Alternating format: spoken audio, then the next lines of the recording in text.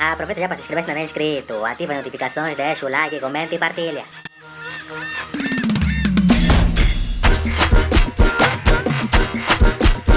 Bicho você! Mas é a altura então de revelarmos quem é o convidado deste momento, que vocês já podem mostrar a este senhor que está aqui. Estás bom, Costa? Obrigado. Está tudo bem? Está tudo bem. A vida? Graças a Deus está a correr bem. Está a correr bem, não é? Maravilhosamente bem. A vida está a correr bem e aquilo que eu disse, queria que soubesses que aquilo que eu disse no início não era brincadeira. Eu acho de facto que a tua história é uma história de superação, é uma história de vitória e para quem não te conhece, para quem não convive contigo todos os dias, aliás, não é para quem não te conhece ou não convive contigo todos os dias, não tem a noção da dimensão do ser humano que tu és. Obrigado. E tu és um ser humano muito especial. Queria te dizer isso. Por isso é que eu acho que aquele momento do Marco Vitor, nós quisemos abrir o programa com ele a dizer tu és um diamante. Eu acho que tu também és um diamante por causa disso. Muito obrigado. Mas as pessoas veem o teu lado de humor, mas não sabem da tua vida. Eu não queria te emocionar logo no início, mas eu tinha que dizer essas coisas. Eu acho que nós vivemos alturas em que é necessário cada vez mais reforçarmos laços e termos coragem de olhar nos olhos dos outros e dizer eu gosto de ti, tu és um diamante, tu és importante, tu motivas-me, tu és uma pessoa especial. Isso é importante. De facto. Ok? Sim, sim. Tu sentes-te especial? Eu não gosto muito de me atribuir títulos. Eu prefiro sempre que sejam as pessoas a classificarem-me.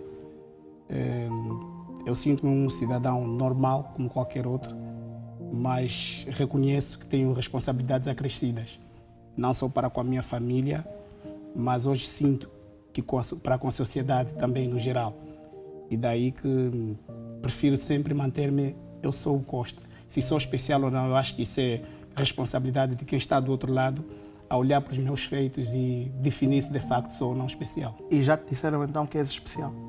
Além da minha, acabei de dizer. Ontem recebi uma carta de um fã que eu quando publiquei, eu em princípio comecei a escrever, eu disse, de manhã chorei por ter perdido um amigo, apesar de não estarmos constantemente juntos, mas eu e o Chinho tínhamos relações de proximidade, falávamos sempre que estivéssemos juntos.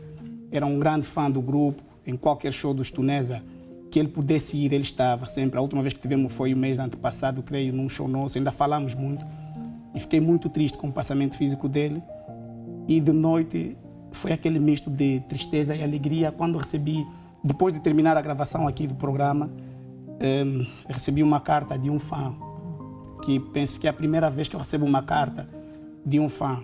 E eu vi pela escrita no exterior da carta e achei que era uma carta de um menino.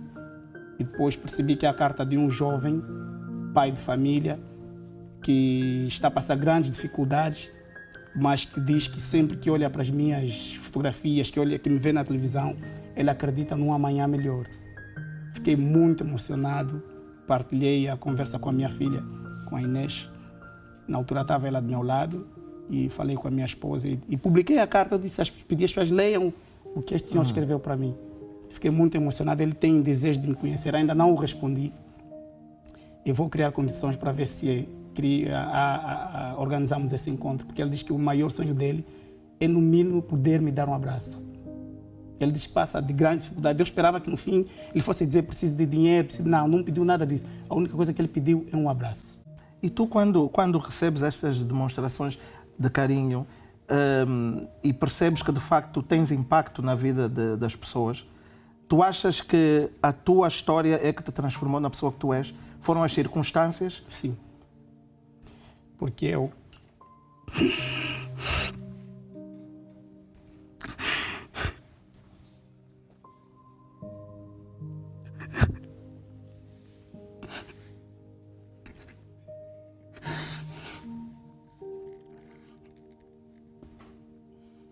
já passei por muitas situações difíceis na minha vida.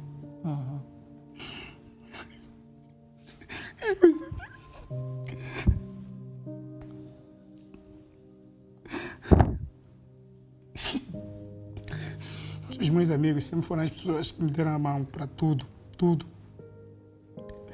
O Orlando, o Gilmar, o Cesalte, pessoas desconhecidas, o Yuri da Cunha, o DJ Mania, Pedro Nzage.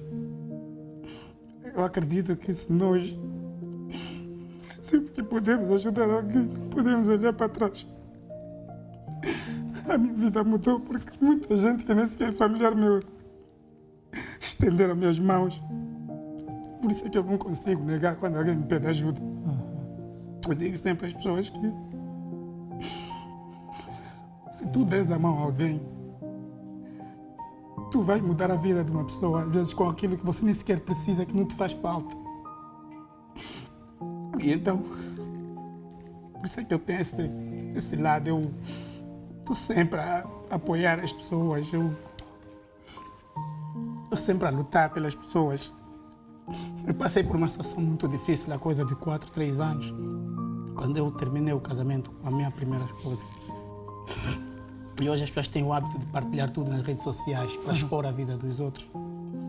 Eu fiquei muito admirado com a forma como as pessoas falavam comigo, tentaram viralizar a notícia, tentaram expor a minha intimidade, a intimidade da senhora. Mas foram pessoas que eu nem sequer conheço que impediram que aquilo acontecesse. Eu, às vezes, quando passava pela rua, havia alguém, via a tua história no meu grupo do WhatsApp, mas eu avisei quem partilhar isso, vou bloquear, vou chutar do grupo. Por isso é que eu, às vezes, digo sempre às pessoas, a minha filha, eu tenho uma filha de 16 anos, falo muito dela, porque é uma miúda, praticamente sofreu muito. E eu procuro passar sempre a ela princípios comuns. Digo sempre a ela, ajude sempre as pessoas, não fale mal dos outros. Tu não precisas falar mal, expor a vida do outro para cresceres na vida, para conquistares o coração das pessoas. Tu só precisas ser verdadeira, ser responsável e assumir os teus compromissos. Por isso é que eu ajudo mesmo muita gente, sobretudo os jovens com talento. Foi o meu talento que mudou a minha vida, não foi dinheiro, não foi nada, acima de tudo, foi o meu talento.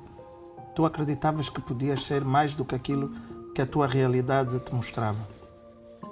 Até certa altura, não. Depois comecei a acreditar. Comecei a acreditar quando eu comecei a meter no mundo do crime, no Samizanga.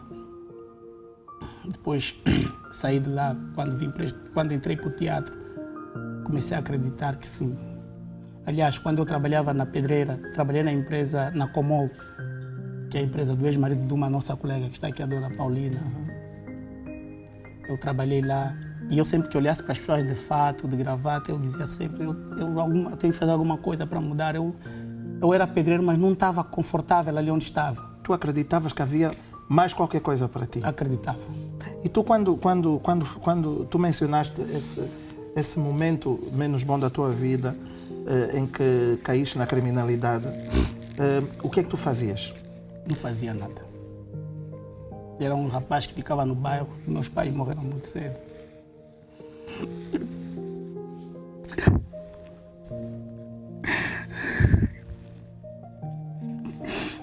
A minha mãe era alcoólatra. Meu pai morreu na rua.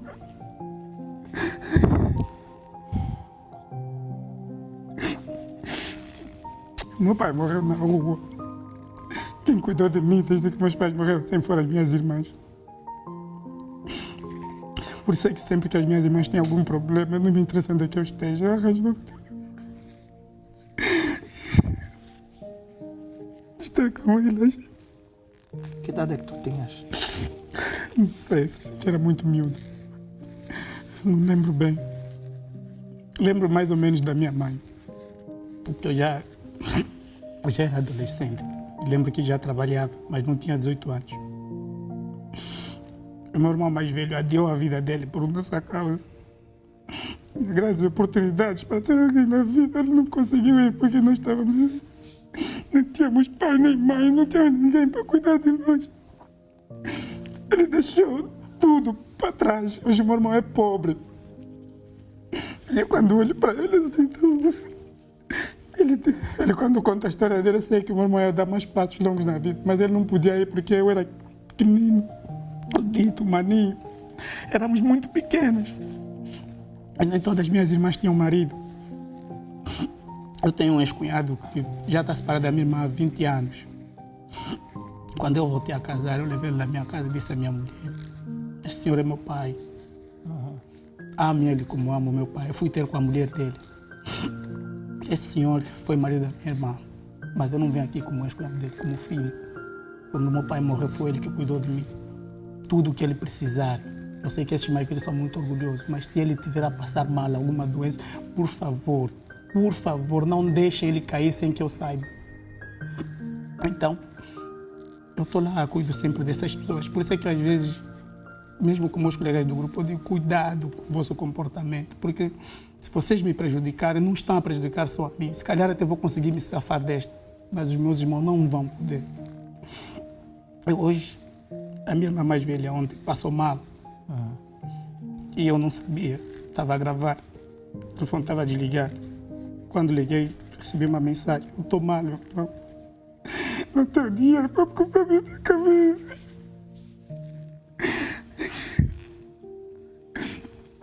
Eu disse: olha, vem aqui em casa. Não interessa quanto é que eu tenho, vem. Mandou o filho dela. Fui, andei todas as farmácias à procura de medicamento, consegui. Mandei. Eu não consegui ler a mensagem que ela me mandou. Ela diz que não para de rezar por mim. E pede a Deus para que eu não mude. Que a minha irmã ia morrer. Eu disse: não. Quando o pai e a mãe morreram, eu não tinha ninguém. Vocês adiaram as vossas vidas para cuidar de mim. Eu não faço mais do que a minha obrigação de irmão. Eles fizeram uma escolha. Tens noção disso? Tu acreditas em Deus? Muito. Porque é muito difícil nós entendermos às vezes os desígnios de Deus e aquilo que Ele tem reservado para nós. Mas tu tiveste Deus na tua vida o tempo todo. Sempre. Porque não tiveste o teu pai, não tiveste a tua mãe, mas alguém cuidou de ti e por isso tu és fruto dessas circunstâncias, porque os teus irmãos fizeram uma escolha. Há aquelas pessoas que escolhem ir por um caminho do mal e há aquelas pessoas que escolhem outro caminho, como o teu irmão escolheu, abdicar da vida dele para tomar conta e para cuidar dos irmãos. Então, eu acho que aquilo que tu sentes, espero que não seja um sentimento de culpa de alguma forma, ou alguma vez sentiste isso? Não. Mas de gratidão. Sim. Porque eu acredito que as pessoas que lutaram por mim, eu aprendi muito com isso. Eu há dias estava numa palestra, no sábado, eu tenho sido muito chamado para falar de sonhos, de pessoas que acreditam nos seus, que devem lutar pelos seus sonhos. E eu conheci muita gente, conheci um pastor, conheci a doutora Luísa Luzia, decana da Ordem dos Médicos de Angola. Nos tornamos amigos. E eu disse assim às pessoas: sejam pessoas limpas. Quando eu digo sejam pessoas limpas, sejam pessoas com o coração sem problemas. Porque se tu fores uma pessoa limpa, sem problemas com ninguém, mesmo no interior do Cazengue, onde dizem que tem muitos bandidos, tu vais poder dormir numa casa com janela de vidro. O próprio gatuno é que vai te proteger. A minha filha, quando nasceu, eu tenho uma consideração muito forte pelos meus colegas do grupo. Muito, muito. Cada um deles tem um significado na minha vida. Por isso é que uma das coisas que às vezes eu estou nesse momento da minha carreira, no momento do boom, em que tenho sido muito solicitado para fazer shows a solo. Eu ontem ainda disse a um jovem: eu não vou, não é por falta de talento nem coragem. Eu devo muito a essa gente. E como eu, há muitos lá que dependem disso. Eu vou ganhar dinheiro e os outros. O Tunesa, como disse um amigo nosso, o mais velho Miala, uma vez me disse: Tunesa é uma certeza de que você um dia, alguma hora vai ganhar. Mas lá fora vai ganhar muito. Mas até quando? E a minha filha, quando nasceu, eu não trabalhava. Orlando é que sustentava a minha filha. A minha filha ficava doente. Orlando tirava do salário dele, Orlando comprava medicamentos, leite. Eu, quando recebia a receita das bebês que ficam muito doentes, o Orlando é que pagava o tratamento da minha filha. Eu vivia muito mal aqui na ilha. Não tinha condições. Vivia com mais 2 irmãos, o Dito e o Mani. O Tigre trabalhava na pedreira. Arranjou uma maneira de me enquadrar lá, porque eu já era pedreiro na altura. O Tigre me pôs lá a trabalhar. O Gilmar foi a pessoa que lutou. O Gilmar ofendeu a minha mãe por causa da minha filha, porque a minha filha vivia em Viana, na família da mãe na altura. E a miúda estava muito mal. Tinha feridas na cabeça que não curavam nunca. E a miúda, sempre que me visse, chorava amargamente. E uma psicóloga tinha dito, não, ela está a protestar. Ela não está satisfeita onde está. E eu fui buscar a miúda, o Gilmar recebeu a miúda à força. Fez confusão, o Gilmar quase que ia me dando uma bofetada na cara. Disse, se você devolver essa miúda, onde ela saiu, me esquece como teu amigo, nunca mais voltes a falar comigo. Eles pegaram a miúda, o Gilmar e o Cesalte, esconderam a miúda, fomos esconder na casa de uma irmã minha, na altura. Depois a mãe da miúda percebeu-se, fui parar a tribunal, graças a Deus ganhei a causa. A minha ex-mulher, apesar de todos os pesares, mas eu sempre que falo com a minha filha, digo, ame-a como tua mãe. Porque o que ela fez ao papai é um assunto de adultos. Mas mesmo assim, quando nós precisamos de alguém para te dar um colo, foi ela que te deu o colo. Então, eu não te aconselho a teres a mesma raiva que o papai tem dela, porque ela é tua mãe. A mãe dela é tua avó. Não foi ela que te gerou, mas foi ela que cuidou de ti quando você precisou de uma mãe. Então, hoje o papai tem outra mulher. Ame esta mulher do papai, porque infelizmente as circunstâncias determinaram e graças a Deus estou feliz. Mas lembra-te, não tira a conversa daqui e leva lá. Não tira de lá e traga aqui. Seja uma filha neutra. Quando estás aqui é tua mãe, quando estás lá é tua mãe. Foi o mesmo que eu tive, conversei com a minha mulher. Disse, eu não posso, nem devo, não tenho o direito de impedir a minha filha de manter relações com a madrasta. Isso na conversa de adultos. Com ela, continuo sempre a obrigar que ela trate dela como mãe. Porque não é madrasta, é mãe. Sim, continuo. Mas quando estamos a falar entre adultos e ela Tu longe tens dela, outros filhos? Tenho mais 2 filhas. Com esta tua nova mulher? Sim. Não, com a anterior. Com a anterior? Sim. Com esta Ainda não mulher? temos filhos. Porque lá está, tu estás a falar dessa relação com o grupo e eu acho que só agora é que muitos de nós percebem essa ligação. Por que vocês são tão chegados? Só agora é que nós conseguimos perceber que há uma história por detrás de uma história.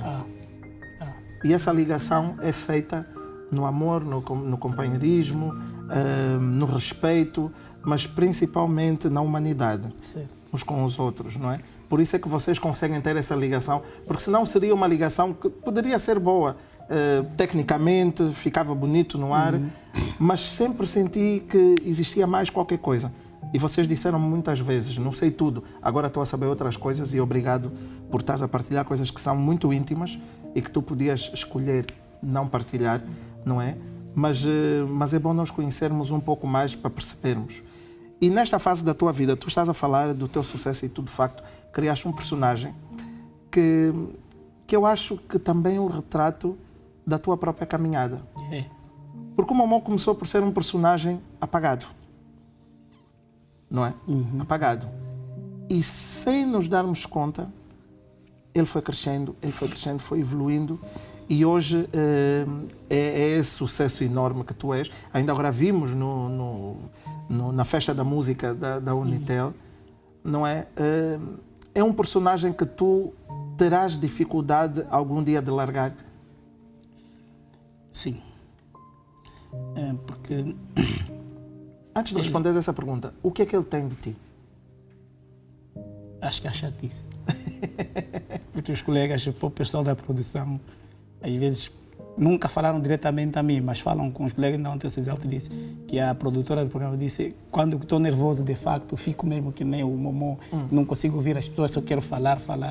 Se calhar é a chatice, é a complicação que ele tem. Eu, como disse, eu tenho uma história muito triste no passado e eu não tenho confiança no futuro. Não tinhas ou não tens? Eu desconfio sempre do futuro. Todos os dias que acordo, procuro trabalhar mais e mais porque penso sempre que o futuro não vai ser o mesmo brilho. Não é garantido. Não é garantido. Nada é garantido. Não terá o mesmo brilho que tem hoje a minha vida. Então eu procuro sempre, cada vez, dar mais e mais de mim. E eu percebo que, apesar de sermos um grupo, mas o grupo precisa do brilho de cada um para poder se manter. Se hoje o fulano não está bem, então eu preciso estar bem e melhor para que até ele no futuro recupere e eu possa recuar e ele avançar. Fazer aquele jogo do recua e avança. E quando eu digo isso a muita gente, mesmo em dias os rapazes do time estavam na minha casa e dizem: quando se trabalha em grupo, não pode esperar que os outros façam. Faça pelo grupo, mas não reclame com o grupo. O objetivo é fazer para que o grupo não pare. Então faça pelo grupo, não interessa quantas horas você vai ficar sem dormir. E eu sempre defendi que em Angola os atores deviam fazer laboratório. E eu preparei-me bem. Fiz muito, aliás, continuo a fazer laboratório. Todos os dias tenho mantido contactos com figuras que fizeram parte da história de Angola. Continuo a pesquisar. Eu ando na rua, às vezes disfarçado. Quando vejo um mais velho com aquelas roupas do general, às vezes fico assim num canto. Antes até era possível, agora já nem tanto, porque as pessoas denunciam. Mas o que é que tu achas que fez o sucesso do personagem? Por que é que, de repente, todos nós percebemos a importância do Momó e começamos a afeiçoar-nos a ele? Foram, penso que 2 ou 3 fatores principais. Dedicação, respeito pela equipa e cumprimento de horários. São fatores fundamentais para o sucesso laboral de qualquer pessoa. Porque tu tens que olhar como eu disse uma vez aqui no programa, o cameraman que está a me filmar é meu colega, não é meu escravo. Eu tenho que ter a capacidade de lhe abraçar, porque se eu lhe abraçar, se for cordial com ele, se calhar ele até tem uma ideia, ele vai me dar essa ideia. A equipa vai toda querer me ver crescer, porque eu sou uma pessoa de bem, porque eu não tenho mal. E se eu estiver a errar, eles são os primeiros a dizer, estás aqui, estás a falhar, não é isso que eu quero, ali não devias ir aqui. Então, é isso que eu acho que é dedicação, trabalho e respeito pela equipa. Eu perguntei-te, tu estás pronto para um dia largar o personagem? Porque isso inevitavelmente vai acontecer. Estou pronto e nem devo pôr na minha cabeça que o Momó é o único sucesso da minha vida. Eu, como disse, eu tenho o sonho de um dia poder fazer um show de humor e a minha filha, o marido e o genro aí na plateia. Este é o meu grande sonho, então como eu sei que não vou parar por aqui, o Momó não deve ser o meu último personagem. Eu tudo farei para que no dia que ele acabar, eu consiga superá-lo. Sei que talvez não será fácil, mas tenho que procurar lutar para conseguir. A pessoa que pode automotivar-se para isso, basta olhar para a tua própria trajetória e fazer cinema. Já fomos convidados várias vezes. Nós, Tunesa, não digo eu, nós, Tunesa, somos muito exigentes com relação a isso.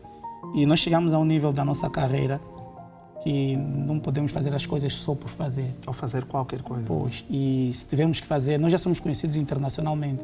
Não há humorista português, brasileiro ou de outras partes do mundo que não conheça o trabalho dos Tunesa. Mas tu estás a falar do convite aos Tunesa enquanto grupo. Mas tu, pessoalmente, já fui convidado. não tens essa ambição? Tenho. Já fui convidado, ainda há bocadinho, acho que há 2, 3 meses fui convidado. Pediu o jovem para a minha casa. Eu disse, antes de gravar com alguém, tenho que ver o filme. O que é que você já fez? Tens que me mostrar, quero ver a fotografia. Que personagem é que tu achas que farias bem? Porque eu acho que muitos dos convites recentes, isso é já a minha cabeça de agente, se calhar, a pensar. Se eu fosse teu agente, eu se calhar teria muito cuidado, porque a tendência natural de quem te convidar é querer colar ao Momó. Sim. Por isso é que eu pergunto, que personagem é que tu farias nesta altura da tua vida? De um vilão. De um vilão. De um vilão. Porque eu uma vez, há muitos anos, fiz uma peça de teatro que eu era o vilão e as pessoas na plateia choravam, porque eu era mesmo muito mau. E na altura a minha filha Inês tinha 9 meses e ela entrava na peça. Eu era um pai que engravidaram a filha e não queria saber da filha. Então eu tratava mesmo mal, tanto a bebê como a mãe. Escorracei, as pessoas estavam dali a chorar e tal. E eu sei, porque é uma coisa que eu nunca mais exercitei, mas tem um jeito para tal. Para isso? Tem. Porque tu sentes que... E que espero que entendas bem esta pergunta, porque pode ser delicada para ti, que é, na altura em que tu caíste na marginalidade, portanto, tu tiveste as tuas razões, obviamente, mas nessa altura tu fazias o quê? Só falas se te sentires confortável a dizer isso, senão passamos à frente. Mas o que é que tu fazias como marginal? E faço essa pergunta, entende, Costa, porque nós estamos a viver num período tão complicado em que, neste momento, tu podes ter um jovem que faz a mesma coisa, não sei o que é que tu farias, o que tu fazias, e que, se calhar, se ouvir da tua boca certas coisas, percebe que há um caminho. Percebes? Então, se tu quiseres responder à pergunta, respondes Se não quiseres responder, eu faço outra posso pergunta. responder, porque é uma coisa que eu já tenho falado várias vezes. Eu perguntei-te isso por causa do sentimento. Quando tu dizes fazer um vilão, a pergunta era no sentido de tu vais buscar dentro de ti isso que tu tinhas nessa altura Não. em que estavas na marginalidade? Não irei. Mas naquela altura eu não fazia nada. E quando entrei para o mundo do crime... Eu pergunto o que é que tu fazias dentro do mundo do crime. Essa é a minha pergunta. Não, eu roubava. Estás a ver como uma quibaca levava? Roubava, fazíamos assaltos. Tu estavas num grupo? Estava. O grupo começou de forma inofensiva. Éramos miúdos do bairro, começámos a provar bebida, começámos a beber, depois havia necessidade de beber mais, não temos dinheiro, vamos fazer um business, vamos fazer esse business, tal. E depois começamos a pensar, quando chovesse, ficávamos ali na estrada, na Avenida 12 de Julho, em frente à carpintaria do Velho Chico. Quem é do Samizanga sabe onde é que eu estou a falar. E os carros que saíam do rock a fugir à chuva vinham com coisas por trás. Então nós assaltávamos as coisas, tirávamos as coisas das zungueiras, atirávamos para o chão e depois todo mundo ia lá apanhar e fugíamos pelo beco. Começamos numa grade de gasosa, depois aquilo começou a evoluir, começamos a perceber que aquilo dá. Afinal, isso dá. Então depois chegou uma fase que no Samizanga era peste. Aquilo parecia uma peste em que todos os adolescentes estavam a engrenar para aquele caminho. Alguma vez magoaste alguém? Nunca. Alguma vez Graças usaste a Deus, uma arma de fogo? Já, mas não disparei. Não consegui disparar. Já serrei cano de arma. Ficávamos no quarto a serrar. E como os mais velhos já sabiam quando é que está a serrar cano de arma, aquilo enquanto um está a serrar, o outro está a tossir. Para ninguém ouvir. Já serramos. Nunca cheguei a fazer um disparo, porque a minha incursão nesse mundo foi muito curta. Ok. Porque depois do primeiro grande assalto que fizemos, roubamos uma bicicleta de um jovem que até hoje está lá no Samizanga, chama-se Wendele. E às vezes quando cruzo com ele ainda lhe digo, roubei a tua bicicleta e não paguei. E fomos apanhados. Fomos apanhados entre aspas, a nossa inexperiência, né? Quando disseram, olha, tem aquela coisa de há um que vem, para aquele mambo deu os trilhos. Mas foste preso alguma vez? Não cheguei a ficar mais... Já fiquei detido algumas horas. Então, naquela de para fugir, eu tinha que ir buscar algo em casa. Só que ao fugir fui apanhado. Ok. Fomos apanhados, eu, o Quimbito, acho que o Chiquito, não me lembro bem, mas lembro Quimbito? bem. Quimbito são os meus grandes amigos mesmo, que cresceram comigo. E estas pessoas que faziam parte do grupo hoje, tu cruzas com elas ou alguma vez Continuamos a cruzas? falar normalmente. Continuam a falar? Ainda... Também já cada um seguiu o seu caminho? Graças a Deus. Ou há muitos que ficaram... Não. Graças a Deus, cada um seguiu a sua vida.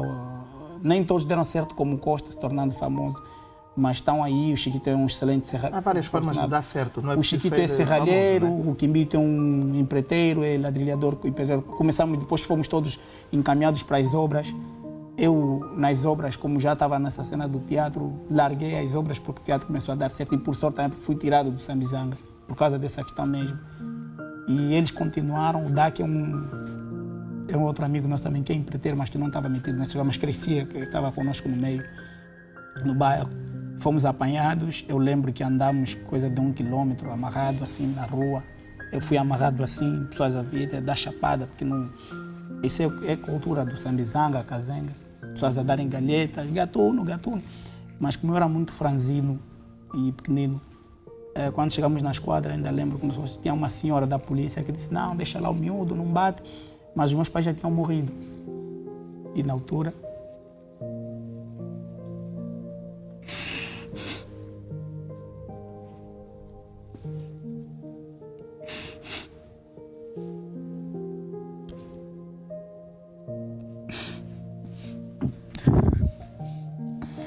O meu irmão estava na obra. Todas as mães chegavam na esquadra, levavam os filhos dele e diziam sempre que eu era o chefe do grupo e não era eu.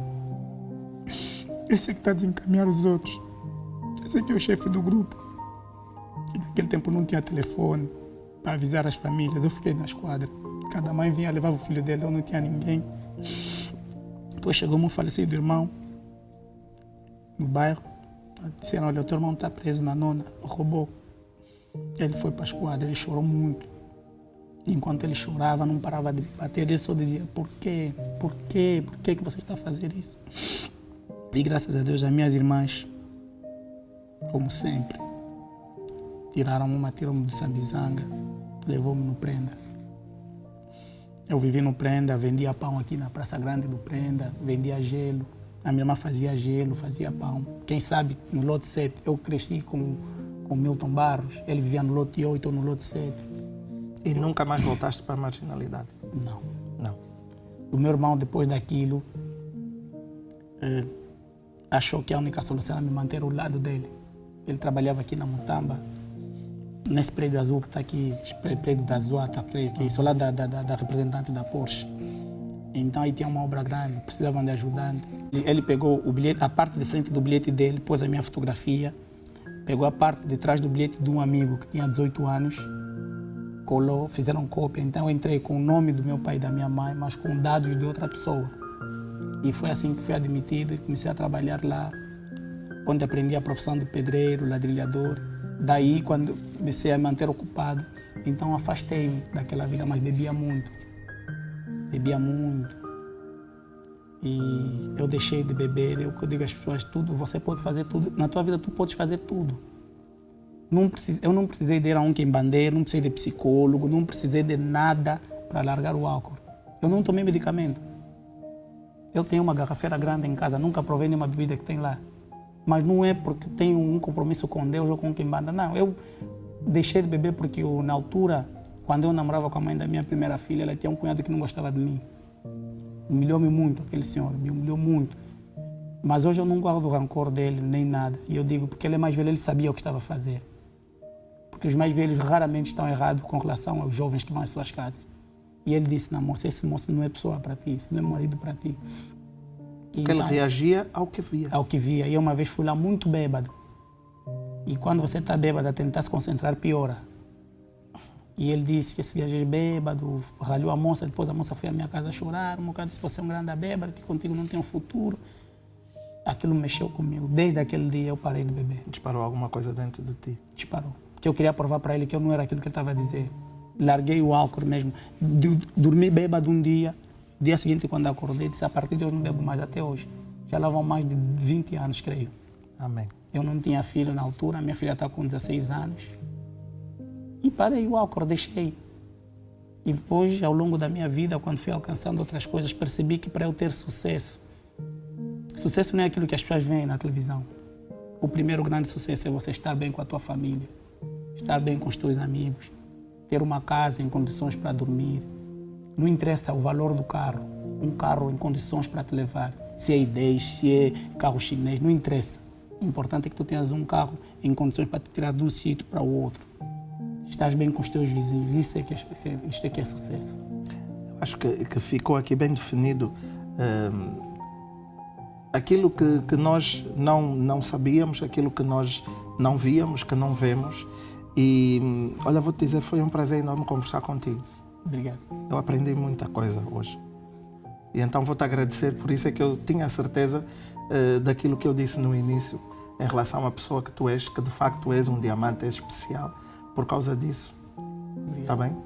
Então, muito obrigado por contar-nos a tua história, por nos motivares a todos. E vou desejar, em nome de todos, que tu continues a ser essa pessoa muito especial e que tenhas muito, muito sucesso, não só profissional, mas sobretudo pessoal e, acima de tudo, espiritual. Costa, bem-vindo e obrigado por tudo. Tá? Acho que vamos deixar o Costa refazer-se, porque de facto quando ouvimos estas palavras percebemos aquilo que eu disse no início. Pensamos que temos problemas e que a nossa vida é muito difícil.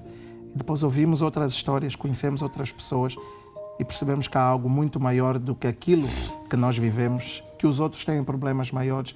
Por isso é que todos os dias digo e vou continuar a dizer que o motivo é motivar a fazer o bem. Faça o bem, espalhe o bem, porque o bem funciona, tem resultado e está aqui o resultado.